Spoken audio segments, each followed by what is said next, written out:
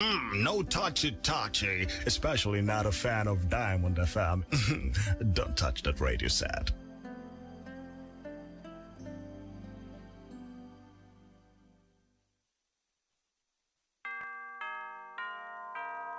The time is 9 o'clock. Aago mẹ́sàn-án ti lù. Diamond 88.7 FM is here to make sense out of your world through our balanced news coverage from the nooks and crannies of Nigeria and beyond. Journey with us through the news we tracked for you at this moment on your shining supreme station. For the best of national, local, international news and sport, tune in to News Punch and Diamond 88.7 FM. News Punch, all about the news.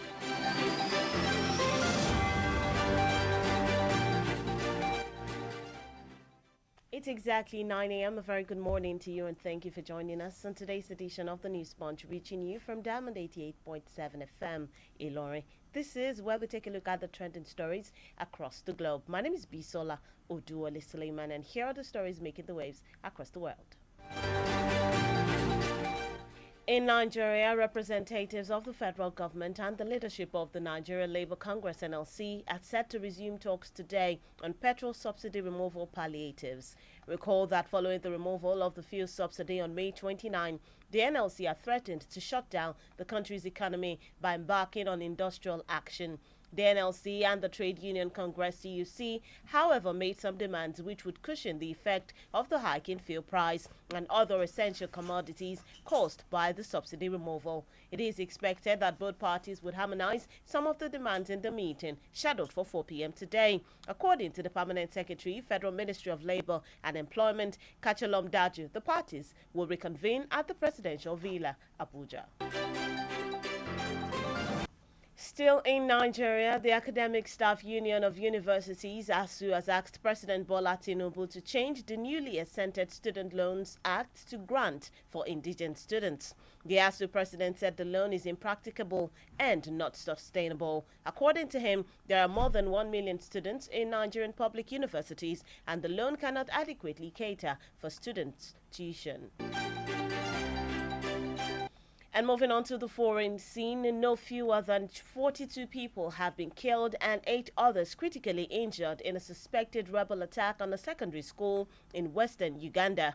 The Allied Democratic Forces, a militia linked to the Islamic State group, were blamed for this carnage. The Ugandan army said it was pursuing the militants and would retaliate. United Nations Secretary General Antonio Guterres condemned the attack and called for those responsible to be brought to justice.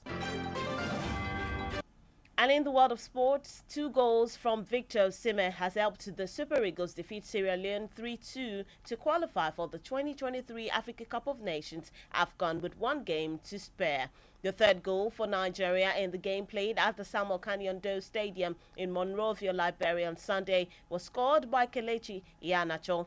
Nigeria now top the group with 12 points from 5 games, followed by Guinea-Bissau with 10 points. And that's all we have for you on this morning's edition of the News Punch. Coming up next is the Diamond Breakfast Show, where we take a look at the analysis of some of the major stories making the rounds. Just stay with us. We will be right back.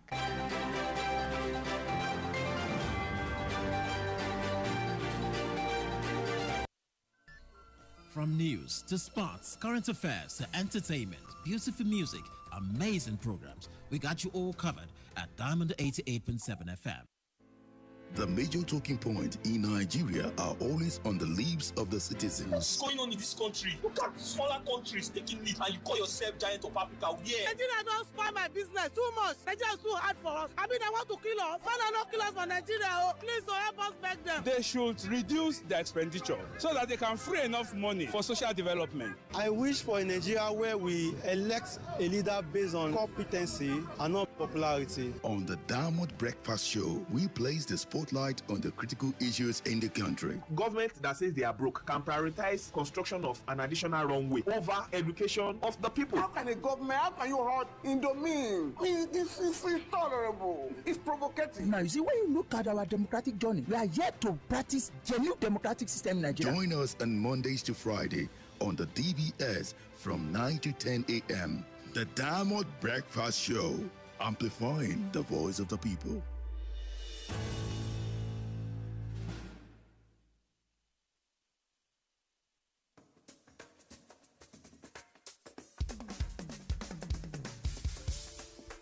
From the studios of Diamond 88.7 FM in Ilorin, this is the Diamond Breakfast Show.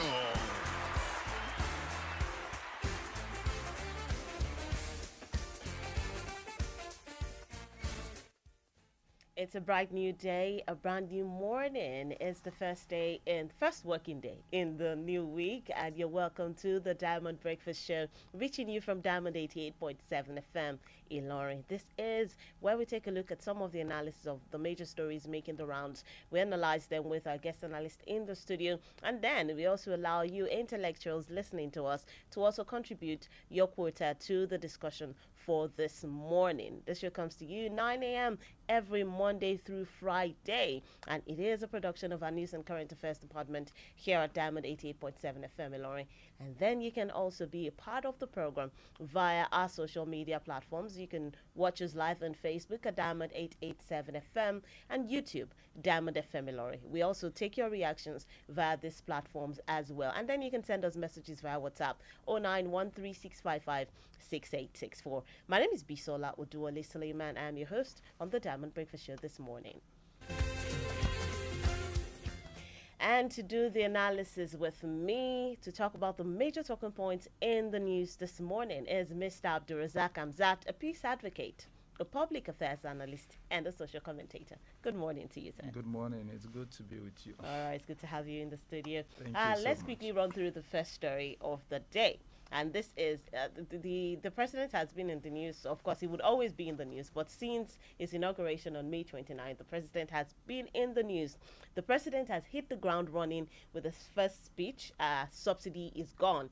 And that has been the talking point for weeks now. We're still talking about it. We're experiencing the issues that come after the subsidy removal as well. He followed up this with the suspension and later arrest of the CBN governor, Emefiele, and then the EFCC chairman, Abdulrasheed Bawa. To cap the end of the third week in office, the president also signed into law the student loan bill. The weeks have been busy, and the headlines have been really, really punchy. Now, let's talk about the first impression. The first impression actually matters in every journey, in every person's journey in life. But of course, the president, we were expecting something, and the president has shown, he has given us a first impression. But what kind of first impression is this for you, as the president has done? Well, for people who understand the personality involved, you know, he come across as a go-getter, somebody who is very focused. Okay. Now, you may not agree with everything he does or says, but he's not scared to do something that anyone disagrees with, provided he believes in those ideals. And over time, we have seen that some of the ideals that he stood for in the past, that some people disagree with, you know, most of them ended up being progressive and quality ideas that others eventually emulated.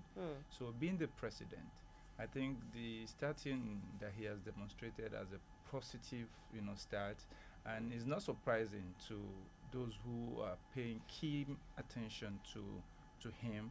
And in his campaign, he had confirmed that he's going to really get started on that, you know, healthy, you know, front, and that's exactly what he did. So I think this is the right start. And although, you know, yeah, first impression matters sometimes, but I think governance is not just about first impression. You know, we as the citizen must look beyond the first impression, actually. We need to pay more attention to, because the president is just an individual. He's going to be working with a lot of people.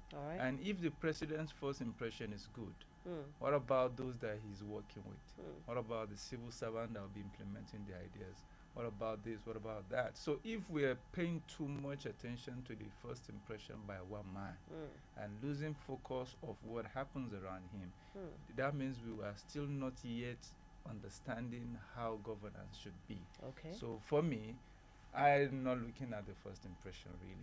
I'm looking at the follow-up activities and the implementation modality of some of those actions. Okay, now you just mentioned that it started on a positive note. Now, do you think everyone sees it like that? Do you think all Nigerians see it like that? Because of course, Nigerians, when things like this happen, for example, the fuel subsidy removal and all other things that has happened in a couple of weeks, Nigerians tend to react and respond to decisions of government, especially the ones that affect their economic lives, just like the subsidy. But tensions are calm. We've noticed that a lot of people are just taking it cool and calm. We're taking each day as it comes. Do you think that the citizens buy into the ideas of the president so far? Because from their reactions, everything is calm. But do you think the citizens are in line with what the president, or the ideas of the president? Well, I think that, there is nothing that beats clarity. A leader that is clear about the direction he needs to go will go to that direction, even if it's going to be difficult. Because it's clear that there isn't any other option than taking this direction. So he knows that if I didn't take this direction, the people suffers more. And when the people suffers more, I become a villain as well in the long run. So it is better for me to take the action that I need to take now, irrespective of who will disagree. And then when the manifestation of that action reflects, those that disagree will eventually agree, and they will be happy that I actually did what they disagree with initially. And for the people, this president before the election made it very clear that he is going to remove subsidy. And he said it severally. So he did not hide from what he's going to do. He made everybody be aware that I'm going to do this. Now, once he came on board and did it, while people felt like, oh, this is difficult, but because they know he said it before the election, and he said he's going to do it, and he knows that is the right thing. He didn't hide it. He didn't lie to us. He was firm about the direction he's going to take. So I think that helps a lot of people, even if they feel the difficulty associated with it. They are a little bit restrained about their reaction. They don't want to be too eager to condemn or take rash action. And again, because the president is somebody that has clarity, immediately the action is taken. You understand the people that are most affected, especially the stakeholder in the industry. So he is reaching out to the various stakeholders in their, in their decentralized unit. He's not just engaging with, just the NLC at the top, or no. He made the presidency look like a participatory process, where everybody have equal opportunity to be had, to be engaged based on how this subsidy affects them. And you have seen he has engaged the labor union, he has engaged the oil marketers, he has engaged traditional rulers, he has engaged the students, he has engaged. So he is engaging people, engaging them based on their area of interest and based on their area of contribution.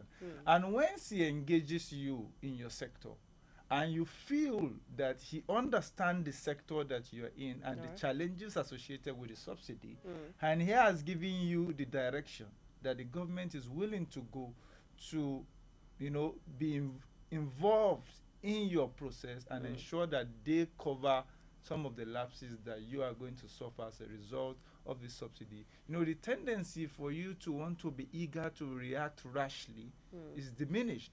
Because you see a government that is listening to you, a government that wants to solve the problem in your sector, a government that involves you in the process of implementation. I think that explains the calmness in the system, and everybody feels that let's see where the government is going with this, because this government seems to understand what we understood as well.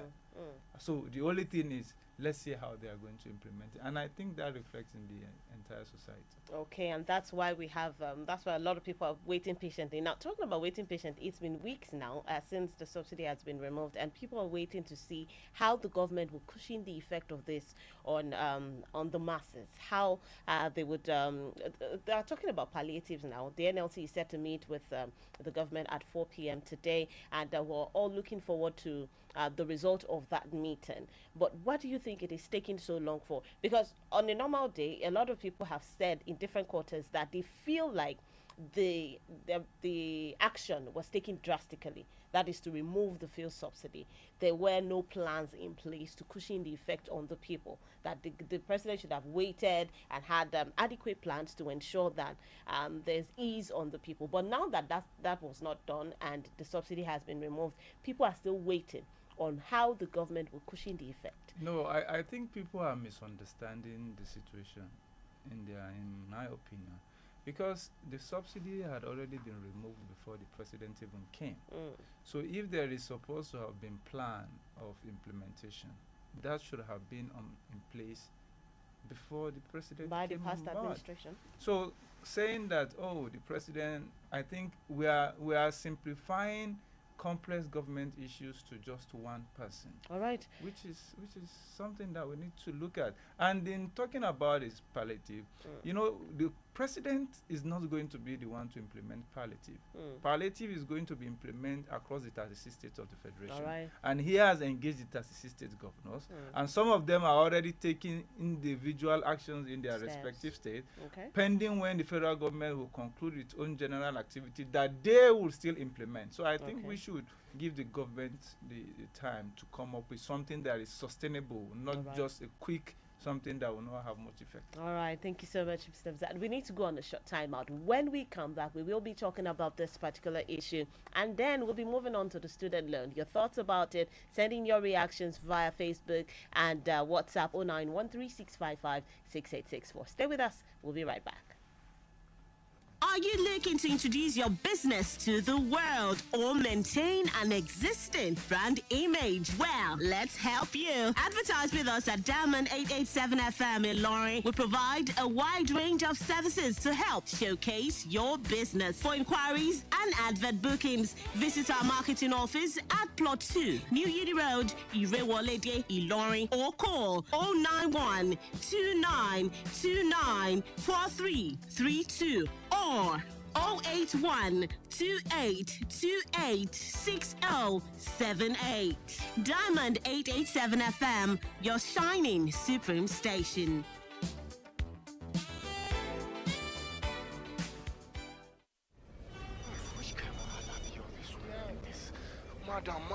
Madam, see, even me myself, I'm trapped in this situation, looking for a better payment solution. My banking app is malfunctioning.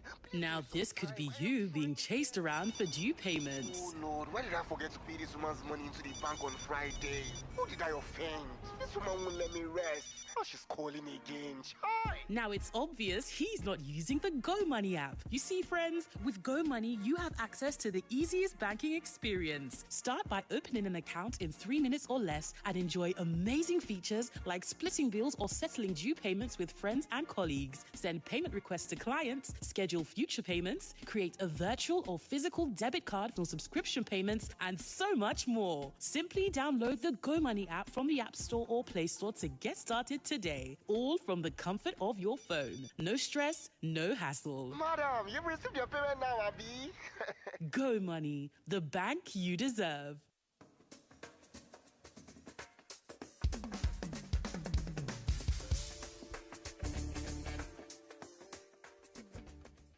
Welcome back from that short time out. You're still listening to the DBS, reaching you from the studios of Diamond 88.7 FM Ilorin. And we're talking about this new administration that the president hit the ground running. What were your expectations and what is the reality right now? And then one of the things that the president also did in the past few weeks is it collapsed the forex window and allowed for one exchange rate against the domineering black market rate. Now let's talk about the effect of this on the naira. Let's also not forget that the foreign debts that Nigeria owes are in dollars.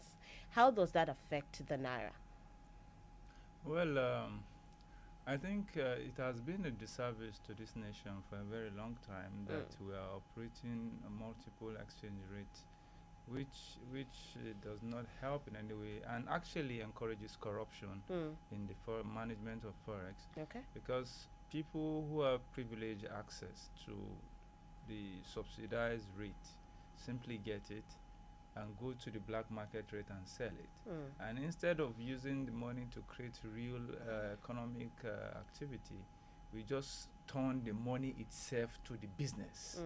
And that affects the dollar because that encourages people to hoard dollars, keep it in the indoor and just sell. And it also encourages people to be doing major transactions in this country in foreign exchange. And that's why you see even when the EFCC was going through some people, you see them stocking dollars in building. These are dollars that are supposed to just be for exchange of goods and services with foreign companies. But because the dollar itself is seen as a business, it's become something that is being stored. So I believe this new modality of one exchange rate helps us to really understand the real value of the naira and deal with it as such. And there is no corruption in the process because there is no place somebody can get dollar at cheaper rate, sell at higher rate. Everybody accesses the same market to get it. And this gives the banks the higher, participatory process. Okay. Because, in the old system, most of the funds are outside government control, outside government, eyes, because it is from the bureau de change. Many transactions are taking place in that sector that is not monitored, that are not transparent. And because you cannot really look into what you are not regulating per se, it helps a lot of corruption, a lot of, unholy activities happening, which is affecting the general state of things in the country. Okay. But with this new process, every transaction can be verified. Everything can go through a transparency process. And when that is the case, you won't have much problem with it because you can see the real transaction that is happening. You can really measure, you can really say this is the worth of business that we're doing with dollars in this country. And we can plan based on the data that will come from that. So I think even though there might be some, here and there in this initial state, I believe the government should consolidate on this policy and ensure that it continues this way. All right. Thank you so much. Now, another thing to talk about is the student loan, which I mentioned earlier before we went on a break. It came with a lot of mixed reviews, and some are for it, some are against it, and some have their reservations about it. Are you part of those who praise this policy or you're against it? What are your thoughts on this particular policy? Do you think it is what we need? Do you think it will help our educational sector? No, I do not praise or be against it. I just see it as something that gives an option to people who genuinely believe that they want to acquire education without opportunity, financial capability to do so. For a long time, many people have always been talking about the education sector in Nigeria, and because we are fixated on certification, so everybody wants to go to school to acquire the certificate, not necessarily because they know what to do with it, but because they just want to acquire it. And I believe that is unhealthy. That's why we have in our academic institutions, we can even see graduates that can't even spell their names because the focus has been on acquiring the certification, not competence. Now, if government says that we are no longer going to be subsidizing the education sector the way it used to be, and everyone who wants to acquire education have an opportunity to do so, provided they must believe in their ability to want to acquire education. And they must know what they want to do with the education, because if you don't know, you know that you want to take a loan for this, by taking this loan, you know that once you take this loan, you must be ready to do something of value with the education you want to acquire, knowing that what you do with the education is going to provide enough value for you to pay back the loan. So that will automatically make that sector shrink. And many people who don't necessarily believe they have the necessary capability to go will think twice before saying, I want to take this loan. And I believe that will also help government to have enough money, enough resources to improve the educational infrastructure, improve staff welfare, and do a lot of things in the education sector. Because the culture of saying that, oh, government must just continue to provide certain things free in a country of over 200 million people is not practicable and is not sustainable. So while I feel that this might be a good idea, but the implementation modality will ultimately determine what it is. So for me, I am still observing the process, and I urge people to not rush into praising something or condemning it. We must pay attention to it properly and see the lapses and see the opportunities there, and then try to improve. You know, one of the things that I have always maintained is Nigeria, we should always look at what we have done right and continue to do it right. And those that we see that we didn't do so right, we should discontinue it. So if we are quick to praise, now because you have praised something, then you want to find it difficult to go back and condemn. Or if you have condemned something, you want to feel difficult going back to praise. But if you didn't praise or condemn, you're just observing it and seeing the positives and the negatives and trying to strengthen it and trying to limit the damage. I think that would be the best way to go for us. All right. Now, still talking about the student loan, HASU has recommended that the student loan be exchanged to student grants. Is this an option the government should have explored instead? No, I don't think the government should make it a grant, because once you make it a grant, everybody just come for it without necessarily believing that they need it and without feeling the need, the responsibility of wanting to pay back. Of course, after people might have taken it, the only condition that will be like, if you take this loan and you graduate, not graduate, you are subjected to certain tests of competence and you pass, the government should give the option of, okay, we can write off your loan if you demonstrate competence. So we can write it off, knowing fully whether you have acquired an education that make you competent, that will make you an asset. Okay, but that's looking more like a grant with a condition. Yeah, it is a loan that can be converted to a grant subject to your productivity.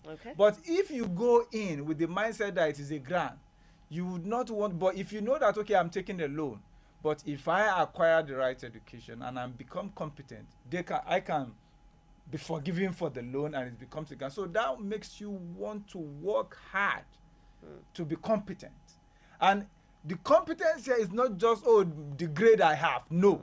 Because we know that there is many corruption in that system, that somebody can come out with best grade without having the competence. So the competence is what we need in you, not your grade. So how do you measure the competence? We measure the competence by the post-educational test that the loan agencies subject people who have collected loan from them to, and say, we want to assess your capability. Because by that, it means that if the loan agency, like for example, if we have a loan agency that gives you a loan and set up their own tests of capability for the people they give loan, it means that they want to see whether we can forgive you because we know you have capability and you are employable and you are likely going to become an asset. And if they do that for you and you become an asset, they can also tap into your resource in the future because you know that they have provided you the money for the education. They granted you, they converted your loan into a grant because of your competence, and you will be more responsible to the country, knowing fully whether the country has made it possible for you. But if it is just about the academic institution, I think it should not be a grant. It should be abused massively. It should be a loan. All right. Now, another thing that a lot of people have talked about is the fact that this should not be the first thing that should be done. First, let's take a look at the number of graduates that are out there still searching for jobs. Now, when these ones get the loan, they're expected to get jobs at the end of the day and start paying back the loans. The government is supposed to create an enabling environment such that people can become entrepreneurs or more investors can come in to employ people. If you give people student loans and when they are done with school, they are unable to pay back for a very long time, then what is the essence of the whole thing in the first place? You know the thing is, we are always mistaken. And the thing is, it is not government responsibility to create jobs.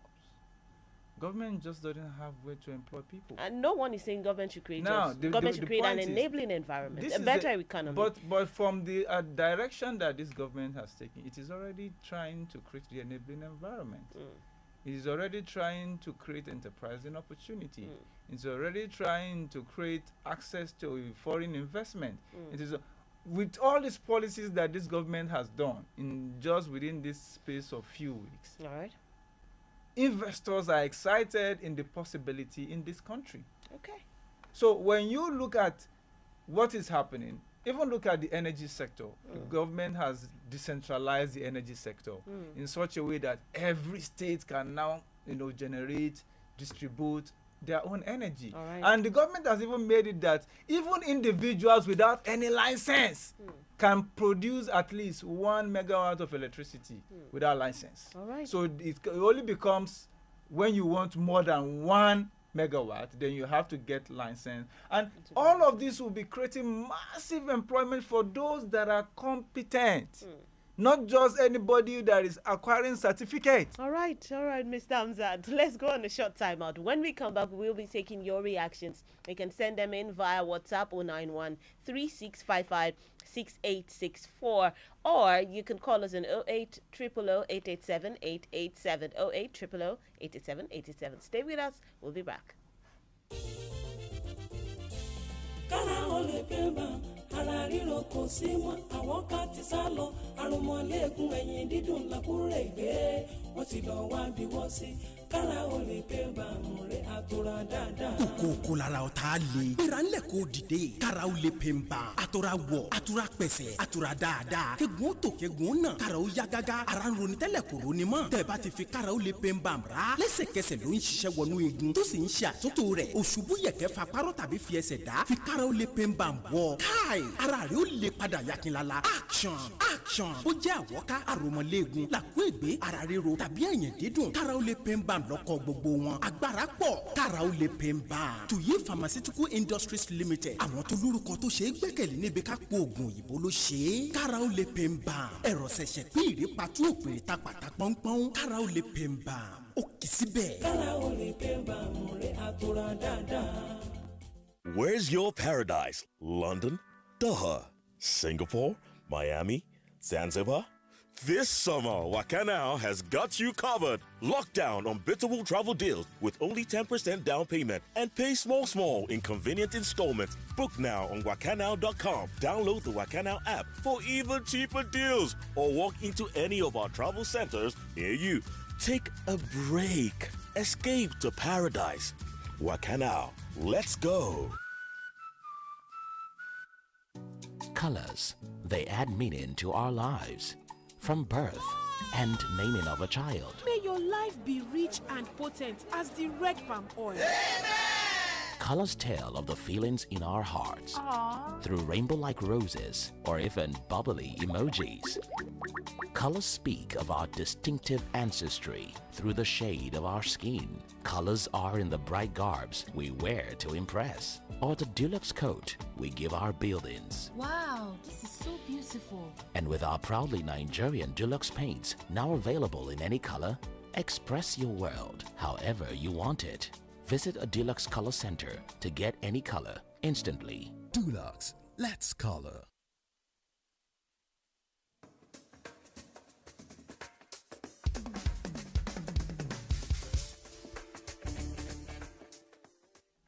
Welcome back from that short time out. You're still tuned in to the Diamond Breakfast Show, reaching you from Diamond 88.7 FM Lorry. My name is Bisola Oduwole Suleiman, and I still have my guest, Mr. Abdurazak Amzat, in the studio. We can start taking your reactions now. We're live on Facebook. Drop your comments via the platform at Diamond 887 FM and YouTube, Diamond FM Lorry. Or you can send us messages via text or WhatsApp 091 3655 6864, SMS 091 6864, and then you can call us on 08 887 887 or 091 3655 6952. Hello, good morning. Good morning, Dr. Good morning, Dr. Zil. Good to have you on the program. Go ahead, please. Yeah, I totally agree with the analyst in the studio. From the beginning to the last comment he made about this administration, everything. Kudos to him. All right. He has done a good job. And I want to say this. You see, we shouldn't, like he said, we shouldn't start praising like we did for the last administration of former President Muhammadu Buhari. People were praising from 2015. At the end of the day, they cried towards the tail end because they were not, they didn't cross their fingers to know that the beginning of the matter not one matter, but the end of this matters more than the beginning. So, what is going on now? The policy and the role shows we have a smart old man, not the one that was not smart and was old. Because if you check now, the old man on street, he shows that he called himself a city boy. He shows he's actually a city boy. And we also see that he's not like the other man because his own education is practical. Right. And it shows that he's well informed in what he's doing. Before he comes to the power, he said something. And I think that I'm in a way, what I expected of him before,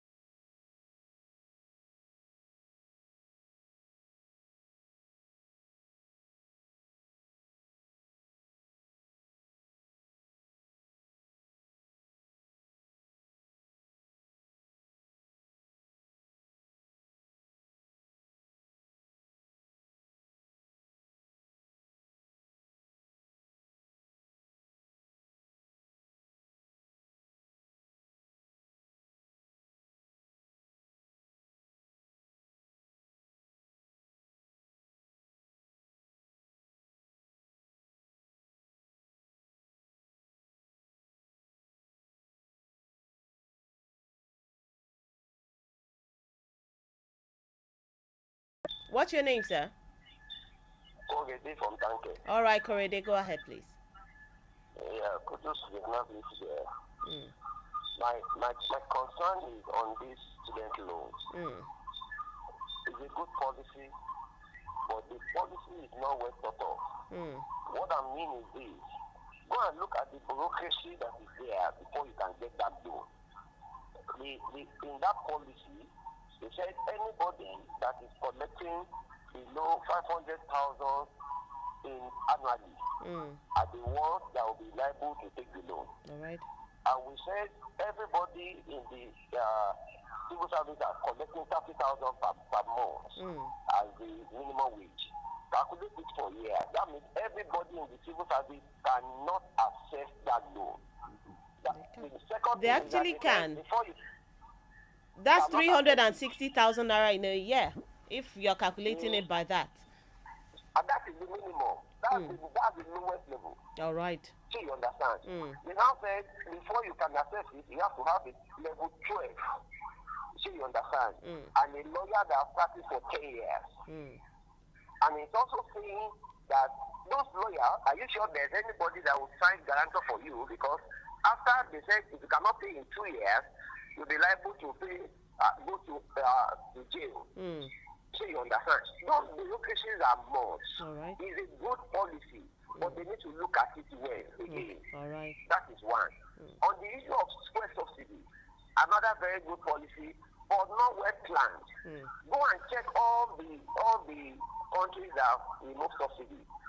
Subsidies and palliative go together. That is how it is. But here, people are already dying because of this policy of subsidy. There is no money anywhere. People struggle to get money to take transport. People park their car somewhere. Are we going to stay for another 6 months and be dying, and some people will die and say, okay, because of the policy, they need to look at all those areas that we need to look at so that we can have a better nation. All right, thank you so much. Thank you for your contribution. Now, his reaction to this is the fact that the processes, the steps put in place to ensure that you can get the loan is too cumbersome. What do you think? No, I think those are administrative issues that can be addressed. You know, that's why I say when we look at the issues, you look at the pros and cons, and they can be adjusted, you know, with time. So I don't see it as any big issue that requires too much, because there are administrative issues that can be. Once they see that, okay, there is certain difficulty in this, they will adjust it and ensure that everybody. So I don't think there's an issue. All right, all right. Keep your reactions coming in via Facebook at Diamond 887 FM, YouTube Diamond FM Ilorin. Hello, good morning. Hello, good morning. Good morning. What's your name and where are you calling from? Ibrahim from Jakandi. All right, Ibrahim, go ahead, please. My contribution is on the issue of student loan. In my own opinion, on that policy, you see there are some content in that policy that will not be practicable. How do you mean? Because the reason why is that if you look at the content, they say that the loan is also accessible to students of private institutions. So you see the poor people. Hello. Yeah, we can hear you. Go ahead. The poor people can afford to send their children to private institutions. It's not. They need to look at that. Secondly, if you want to access that loan, they say that you have to find the level 12 officer as a guarantor. They look at that. And thirdly, you see that they want to introduce tuition fee in the university sector, because if they introduce tuition fee, there will be a lot of dropouts in the university. You get it? All right. That is my contribution on that. Secondly, on the issue of fuel subsidy, you see, fuel subsidy has to come with all right. Thank you so much. We need to take the second story for the day. We have a lot to talk about. But he mentioned something about tuition fee. Schools already paid tuition fee. Probably he's talking about the increase in tuition fee or something like that. You know, people will just come up with, there's no need assuming what is not there. Once it's there, we can deal with it. All right. And now let's quickly move on to the second story. You can still send in your reactions via WhatsApp 09136556864 or SMS 09136556864. We'll take them during the course of the program. Now, this second story, a leader of the Niger Delta, Asari Dokubo, alleged that the oil theft in the region is mostly perpetrated by the Nigerian army. He stated this during his meeting with President Asiwaju Bola Ahmed Tinubu. Let's listen to Asari Dokubo and we will be right back.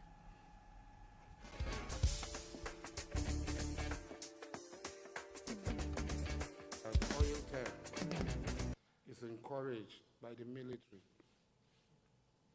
The military is at the center of oil theft. And we have to make this very, very clear to the Nigerian public. 99% of oil theft can be traced to the Nigerian military, the Army and the Navy especially. The Army and the Navy intimidate the civil defense, who are by status the people who are supposed to guard these pipelines. They receive a lot of money from NNPC, PCL, and the IOCs. And just across the corner, you will see a houseboat. A few meters from the houseboat, you will see an oil bunkering refinery or tapping directly from oil well heads. It is very pathetic now. What is happening in the Niger Delta in the past 8 years was unprecedented in the history of oil production anywhere in the world.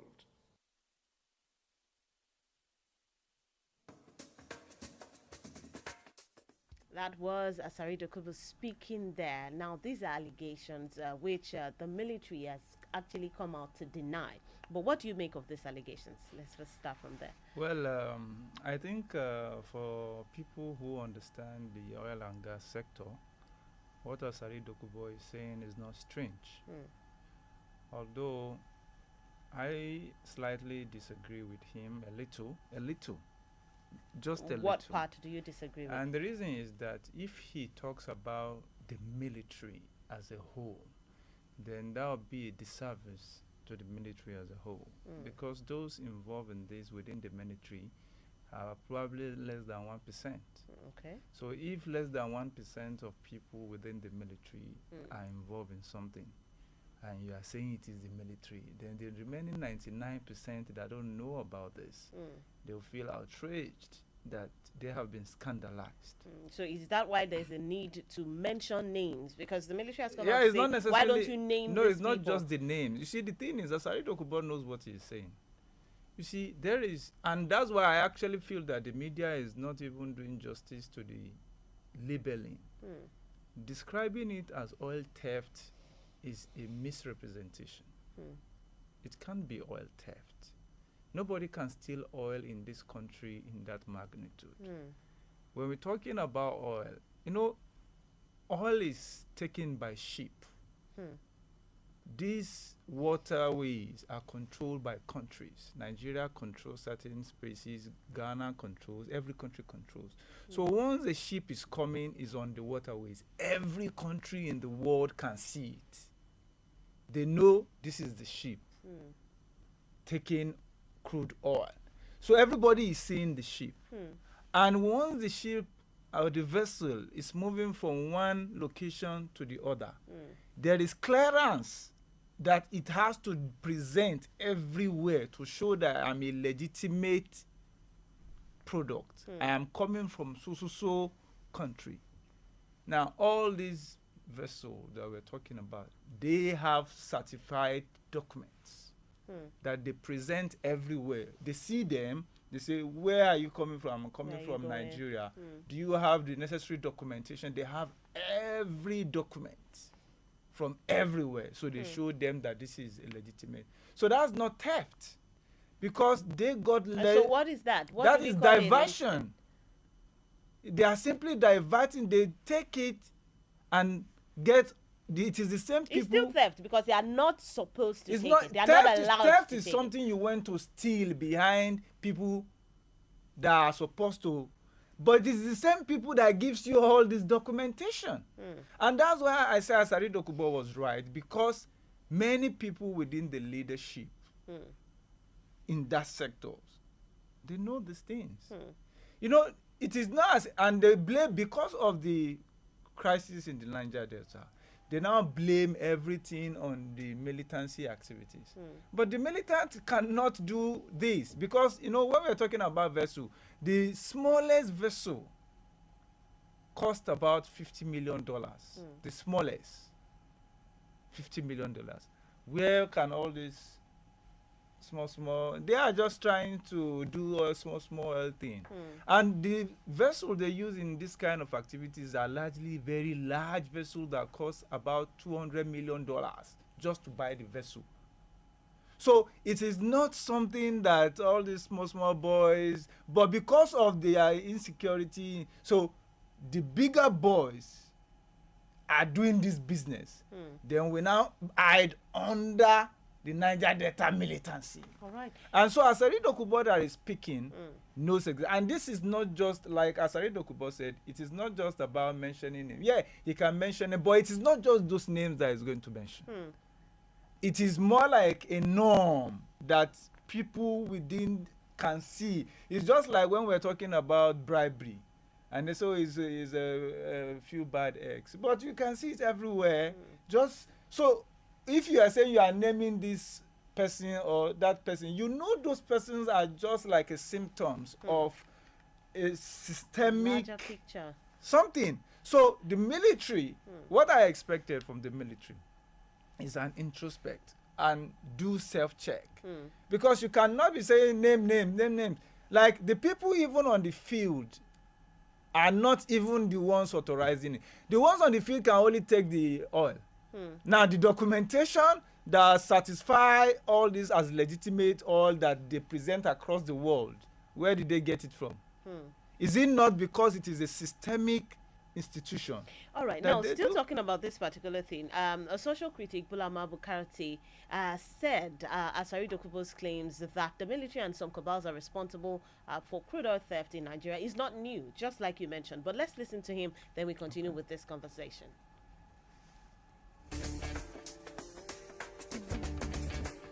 It's a tricky one, but Dukubo Asari's revelation is not new, Sheon. If you look at, for example, the Boko Haram crisis, the current vice president and the current governor of Borno State, as well as senators like Senator Ali Ndume, have alleged consistently that some rogue members of the military are involved in the war economy that has been created in the Northeast.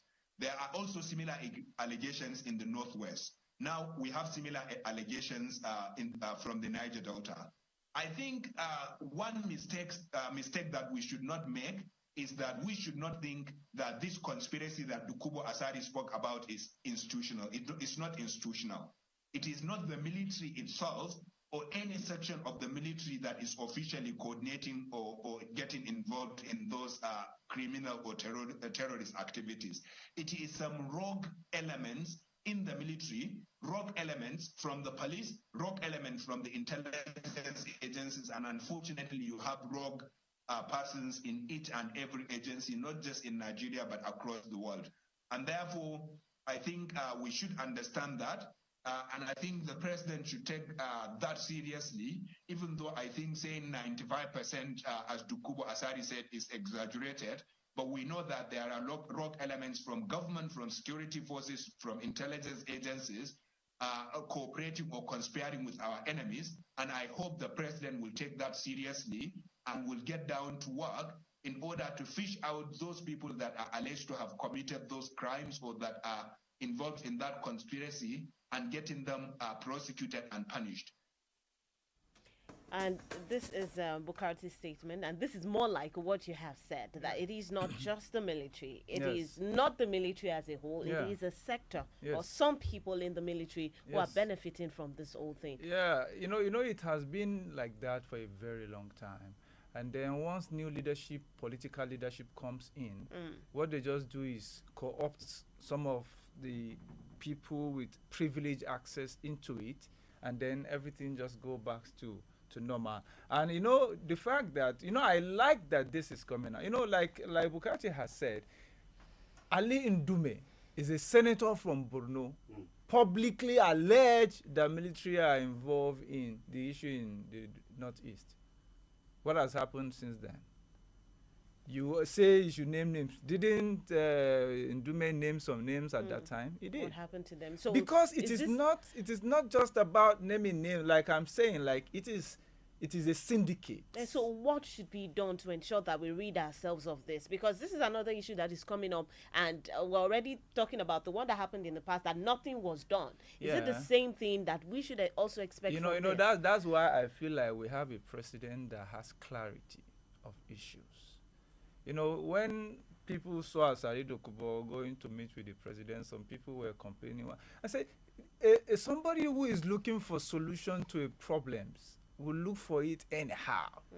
The Yorubas will say, Waku wala man wa nkan to sonu. So the president is looking for solution, And anywhere he seems that I can obtain as much information as possible that will help us solve this problem once and for all, he's ready to explore. So I believe the president is exploring, and I'm sure that he will find a lasting solution. Okay, Mr. Hamzat, let's take some reactions. What are your thoughts on this particular issues we've talked about this morning? You can call us on 091 3655 6952 or 080 887 887. Hello, good morning. Hello, good morning. Good morning. Cover. All right, in a few seconds, Dr. Zeal. Yeah, you see, what Asari Dokubo said, though exaggerated by the percentage, but what he said was actually correct. There is no way we want to talk about it. Because these people are the people in charge of also making sure the pipelines are safe. Are they telling us they did not see the vessel? Are they telling us, no, let's do it ourselves? It is a full idea for any one of us to feel that Asari Dokubo doesn't understand what he's saying. Everything is totally wrong. No. He's saying the truth and he knows what he's talking about. I can tell you, I know Army General, I don't want to mention it, but if they ask me of his name, I will mention it. There are one petrol stations, filling stations in Nigeria, and he was part of the former administration. And he was even services. So what are we talking about? So we should say this and let the army check themselves and save this nation from the steps. I don't know whether we call it. All right. Thank you so much, Dr. Zeal. 09136556952. That is the number to call, or 0808887 Tell us your name and where you're calling from. Hello, good morning. Hello, good morning. Good morning. What's your name and where are you calling from? I am Bamdele. I'm speaking from up. Good morning, sir. Go ahead, please. Yes, on Sari Dokubo. For him to have met president, give him vital information is good. But coming out to make a blanket allegation against an institution, like your guest said, you said he disagreed with him a little. I disagreed with him totally. That's not the best way to do it. When you have information, you have passed it to the president. There is no need coming out, addressing press, and making a blanket of serious allegation against an institution like military. That will disorganize, it will demoralize many of them who are not involved. And like your guest said, about 99% of them are not involved. That's unfair. God bless Nigeria. All right, God bless Nigeria. Thank you so much, Mr. Bamidele. Mr. Hamzat, we need to go now, but let me take your final thoughts on this. People have shared their reactions, but let's take your final thoughts. Well, I think the country is on course as far as I'm concerned, and I believe the president is taking the right step to fix this country permanently. So all I will urge our people is that for us to also be doing our part wherever we find ourselves, because the country is not built just from the up. It's built from down, up, down, middle. So everyone should be responsible in their sphere of influence. Everyone should play their part. All right. Thank you so much. My guest has been Mr. Abdulrazak Hamzat, a peace advocate, public affairs analyst, and a social commentator. Thank you so much for coming this morning. Thank you. It's nice to be with you. And this is where we call it a wrap on the Diamond Breakfast Show this morning. Join us tomorrow, same time, 9 a.m. My name is Bisola Oduwole Suleiman. Have a lovely rest of the day.